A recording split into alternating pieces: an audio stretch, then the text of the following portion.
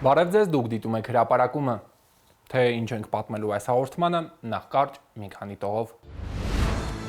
Մինչև բերքը կհասնի շուկա, գյուղատնտեսի գործը կանգ չի առնի կառավարության նոր ծրագրով, շրջանառու միջոցների խնդիրը լուծվում է անտոկոս վարկերով։ Հայկական գյուղարտադրանքը նոր շուկաներում, ինչպես է պետությունը աջակցում արտահանողներին եւ ինչ հնարավորություններ են բացվում հայկական մթերքի համար աշխարհի տարբեր երկրներում, հարցազրույց տաղավարում։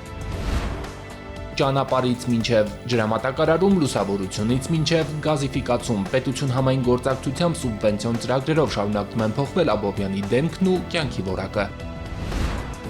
Արարատը նոր տրանսպորտային համակարգ ունի, միասնական երթուղային ցանցը խոստանում է հասանելի երթևեկություն թե խոշոր համայնքներում, թե հեռավոր բնակավայրերում։ Գյուղատնտեսության զարգացումը շարունակում է մնալ կառավարության տնտեսական քաղաքականության կարևոր ուղղություններից մեկը։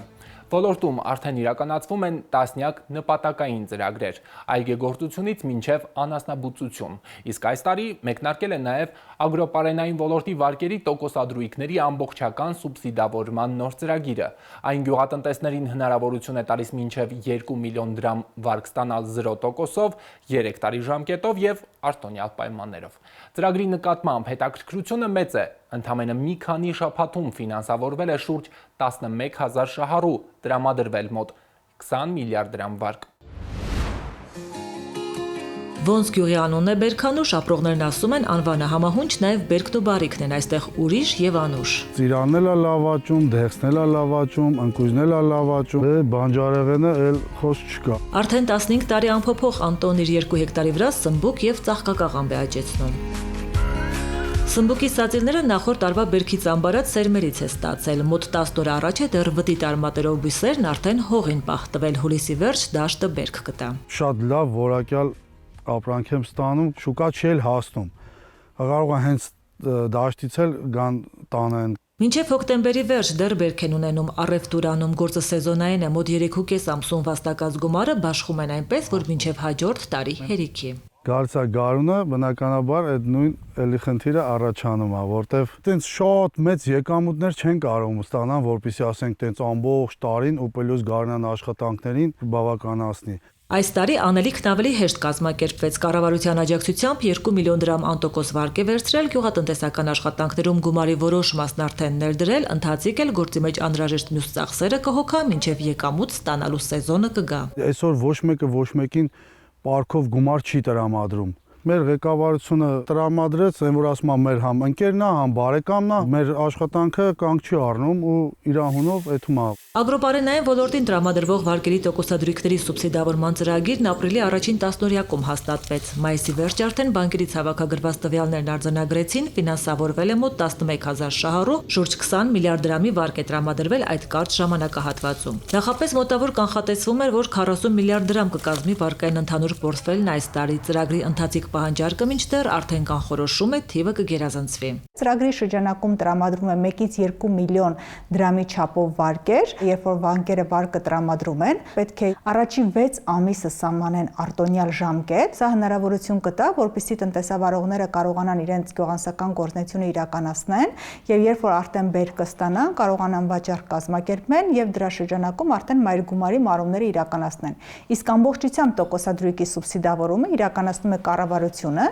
Գյուղոլորտում կառավարությունը թիրախային ծրագրեր ունի սկսած ինտենսիվ այգեգործությունից մինչև տոհմային անասնաբուծություն, ջերմատների կառուցում, բայց գյուղատնտեսական աջակցության այսպես ասած լայնածածկույթ առաջարկ բոլոր ենթաճյուղերը ներառող չկար։ 0%-ով վարկերի նոր ծրագիրը բացը փակում է։ Ծրագիրը ընդգրկում է ագրոպարենային ամբողջ ոլորտը, այսինքն ինքը կարող է իրականացնել եւ գյուղատնտեսության ոլորտում ներդրումներ, ինչպես նաեւ վերամշակման ոլորտում կարող է եւ այգետնկման աշխատանքներ իրականացնել եւ ցանկ իրականացնել եւ պարարտանյութ ձեռք բերել եւ կենթանի ձեռք բերել։ Ծրագիրն արդեն իսկ օգնել է հազարավոր գյուղատնտեսների իրենց գործի զարգացման համար շրջանառու եւ հիմնական միջոցներ ձեռք բերել, մեծ ծավալի վարկեր են տրամադրվում, հետեւաբար սուբսիդավորման ուղղվող գումարներն էլ մեծ կլինեն։ Կառավարությունը հետեւողական է լինելու, որ աջակցությունը լինի նպատակային, որպես գյուղատնտեսական վարկներ գրավված գումարները զարտուղի չծախսվեն։ Հորդորում են գյուղացիական տնտեսություններին, որպեսզի հետևողական լինեն,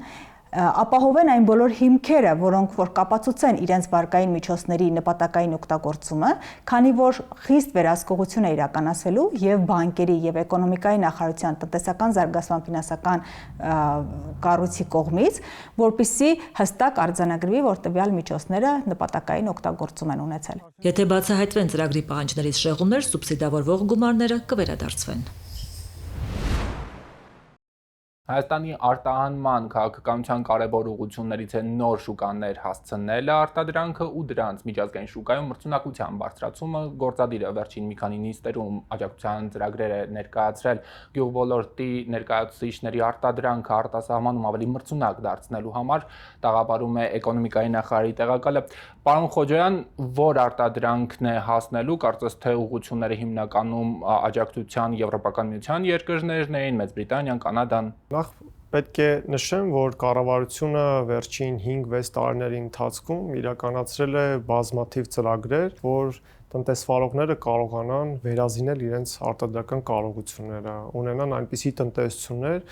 ինտենսիվ այգիների տեսքով, ջերմատների տեսքով, որոնք արտադրում են միջազգային ստանդարտներին համապատասխան արտադրանք։ Ներկայացվել են նաև ծրագրեր եւ այդ ծրագրերը շարունակում են գործել, նույն սերտիֆիկացման ծրագրերը, որոնտեղ կառավարությունը փոխհատուցում է ծախսերի 50%-ը։ Եվ այս ամենի որպես մեր շարունակական նպատակ շուկաների դիվերսիֆիկացումը եւ մատակարարման շղթաների ձևավորումը, կառավարությունը վերջին շրջանում ինտենսիվ կերպով իրականացնում է մի քանի միջոցառումներ, խթանելու այդ դիվերսիֆիկացումը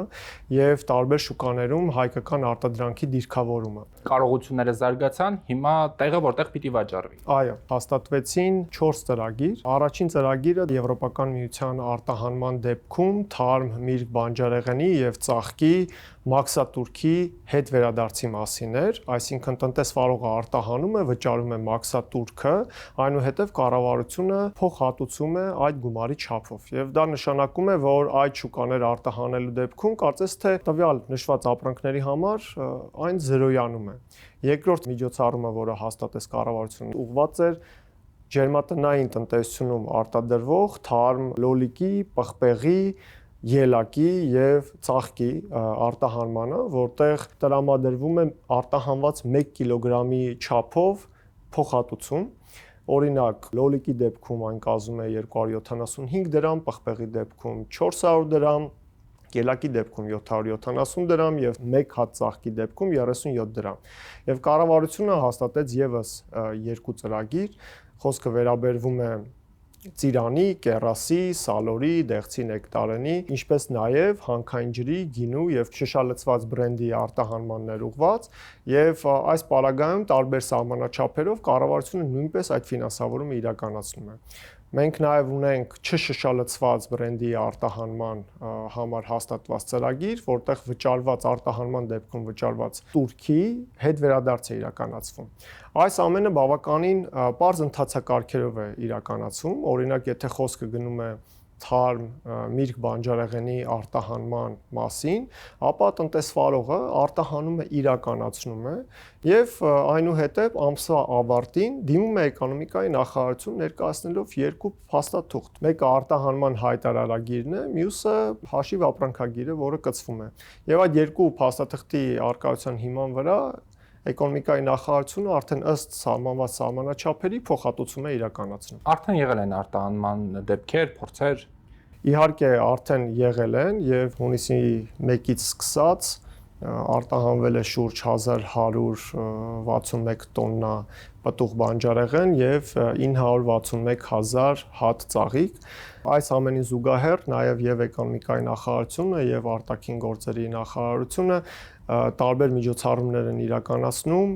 դեսպանատների միջոցով, բիզնես կապերի միջոցով, որպեսզի մեր տնտեսվարողների համար ստեղծենք այն հարթակը, որտեղ գնորդը եւ վաճառողը կարող են հանդիպել եւ արդեն պայմանավորվել գործարքի մասին։ Որտեղ են հասել առաջին խմբականակները։ Օրինակ ծաղիկը արտահանվել է արդեն Արաբական Միացյալ Էմիրություններ, Բուլղարիա, Կիպրոս, Լատվիա, Նիդերլանդներ, Վրաստան, Ղազախստան եւ դա վերաբերվում է նաեւ պտուղ բանջարեղենին։ Սա կարծես թե 1 ամսյա ծրագիր էր, ճիշտ է։ Սա 1 ամսյա ծրագիր է, սակայն կառավարությունը իր հանրային խոսքում նաև նշել է, որ անհրաժեշտության դեպքում այն կերկարացվի, բայց միաժամանակ մենք համոզված ենք, որ այդ դիվերսիֆիկացումը եւ մատակարարման նոր շղթաների ձևավորումը այն կծառայի նաև երկարաժամկետ կտրվածքում եւ ցանցային մատակարարման շղթա մուտք գործելուց հետո այն մեծ էֆեկտ կունենա հենց դիվերսիֆիկացմանը։ Պարոն Խոջյան, իսկ ինչ ճանապարհով են նրանք հիմնականում արտահանումն իրականացնում ցամաքային, օդային գուցե։ Քանի որ ապրանքների մեծ մասը ունի սեզոնային բնույթ եւ սեզոնայնությունից ելնելով միաժամանակ մեծ ծավալի արտադրանք է գոյանում, թարմ պտուղ բանջարեղենի մասին է խոսքը գնում։ Հիմնականում ամենաարդյունավետ եւ արագ միջոցը դա ցամաքայինն է եւ այսօր մենք տեսնում ենք, որ օդային ճանապարհով ավելի քիչ մատակարարումներ են տեղի ունենում։ Այս ամենը նաև ստեղծում է մի հնարավորություն, որ օդային կարգո ծառայություններ իրականացնող կամ ծառայություններ մատուցող կազմակերպությունները նույնպես սկսել են հետաքրքրություններ ցուցաբերել հայկական շուկայի նկատմամբ եւ գուցե այդ բանակցությունները բերեն նրան, որ արդեն օդային կարգոն կարողանա մշտական մատակարարումներ կամ ծառայություններ մատուցել Հայաստանի Հանրապետությունից եւ դեպի Հայաստանի Հանրապետություն։ Հատկանշական է, որ նոր շուկաների մուտքը առաջնային փուլում կարող է ծավալային առումով շատ մեծ չլինել, քանի որ դեռ բիզնես հարաբերությունները նոր են ձևավորվում եւ փոխվստահության, որակի համապատասխանության եւ երաշխավորության հարցեր կան եւ ամեն մատակարարումից հետո նոր ձևավորվում են ավելի մեծ պատվերները, բայց սկիզբը մենք գնահատում ենք բավականին լավ եւ արդյունավետ եւ հույս ունենք, որ այս ձևավորված վստահելի գործընկերությունը այն երկարաժամկետ կտրվածքում կտա իր ցանկալի արդյունքը։ Ենթադրում եմ մեծ շուկաներում մեծ ծավալի արտադրանքներ են պետք պիտի հասցնել։ Շնորհակալ եմ շատ։ Ես եմ շնորհակալ։ Տարեցտարի ընդլայնվող սուբվենցիոն ծրագրերը դարձել են կառավարության եւ համայնքների համագործակցության կարևոր գործիքներից մեկը։ Դրանց շնորհիվ լուծվում են բնակավայրերի զարգացման համար կենսական նշանակություն ունեցող խնդիրներ՝ ճանապարհաշինություն, ջրամատակարարում, գոյուղի, լուսավորություն, գազիֆիկացում։ Աբովյան համայնքում միայն վերջին տարիներին իրականացվել եւ շարունակվում են տասնյակ ենթակառուցվածքային ծրագրեր, իսկ 2026 թվականին նախատեսված ներդրումային ծավալը կհասնի մի քանի միլիարդ դրամի։ Հակահրդեհային հիդրանտ միացված է եւ մայր գծին ջրին եւ ջրավազանի։ Առավելությունը նա է, որ ասենք մեքենաների լիցքավորումը ջրով շատ արագ է տեղի ունենում։ Աստված միասի հրդեհ լինի, շատ արագ մեքենան կլիցքավորեն։ Աբովյանի մանկապարտեզի նոր ենթակառուցվածքները նախատեսված են ոչ միայն հակահրդեհային համակարգն առավել ամբողջական դարձնելու, այլև մշտապես պահոստային ջուր ունենալու համար։ Ջրավազանում մոտ 25 տոննա ջուր կարող են ամբարել։ Կառույցը երբևէ ոչ պոմպակայան, ոչ էլ ջրավազան չի ունեցել։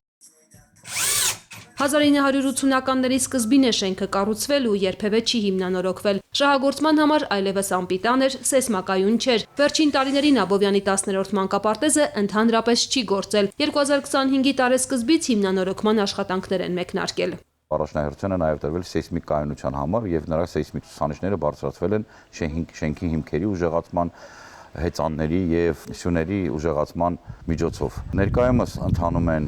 մանկապարտեզի արտաքին բարեկարգման աշխատանքները, զուգահեռ կատարվում են նաև ներքին հարդարման աշխատանքներ։ Մի շարք տեղամասերում մանկապարտեզների արդեն կատարվել են սալիկապատում, աստիճանների, այդ թվում սալիկապատման, կառուցվել են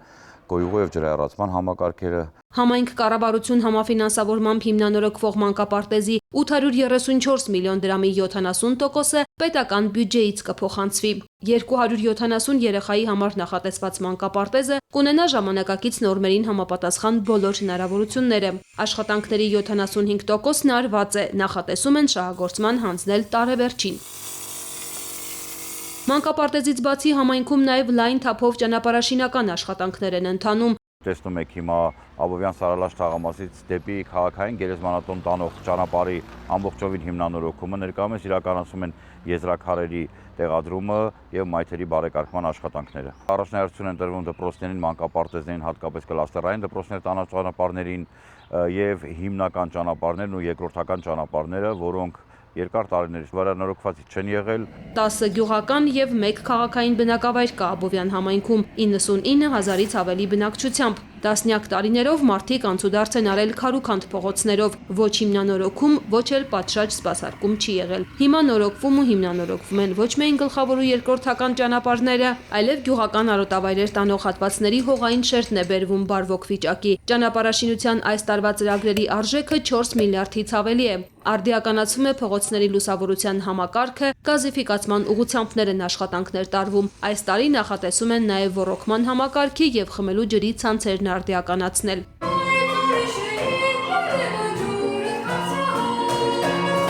Քաղցրահամ ջուրը շուտով մարդկանց տներ կհասնի, իսկ Արամուսի մարզամշակութային կենտրոնի սաների հաշվետու համերգը առաջին անգամ տեղի կունենա նոր ու հարմարավետ պայմաններում։ Դեռ 1 տարի առաջ այս դահլիճում պարապմունքներն իրականացնում էին առանց լուսավորության, ջերմության, խոնավ պայմաններում։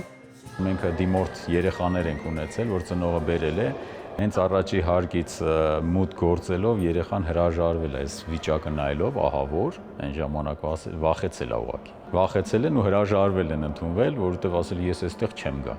Այդ աստիճանի վատ վիճակ էր էլի։ Կենտրոնի շենքը 1970-ականների կեսին է շահագործման հանձնվել, կես դար ոչ մի հիմնանորոգում չի արվել, երբեմն կոսմետիկ աշխատանքներ են կատարել։ Այս նորոգումը անցած տարվա սուբվենցիոն ծրագրերում ընդգրկվել է տնօրենի առաջարկով, մոտ 2 ամիս է գործում նորոգված դաշնամուր, շվի, կանոն, վոկալ, շուտով նաև ջութակի բաժին կբացվի, կգործի կերպարվեստի խմբակ, իսկ ընթերցասերներին կենտրոնի նորացված գրադարանում են սպասում։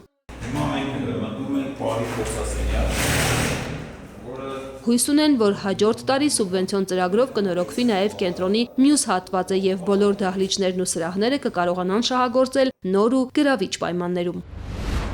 Հանրային տրանսպորտի բարեփոխումը կառավարության այն ծրագրերից է, որի նպատակն է քաղաքացիների համար ապահովել անվտանգ, կանոնավոր եւ հասանելի տեղաշարժ անկախ բնակության վայրից։ Հանրապետության տարբեր մարզերում արդեն ներդրվում է միասնական երթուղային ցանց։ Այն փոխարինում է տարիներ շարունակ կուտակված խնդիրներով համակարգին։ Կոտայքից ու Արագածոտնից հետո հերթը հասել է Արարատին, որտեղ օգոստոսի կեսերից նոր օպերատորը կսկսի սպասարկել մարզի երթուղիները նոր ավտոբուսներով, թվային լուծումներով եւ բոլոր բնակավայրերն ընդգրկող միասնական ցանցով։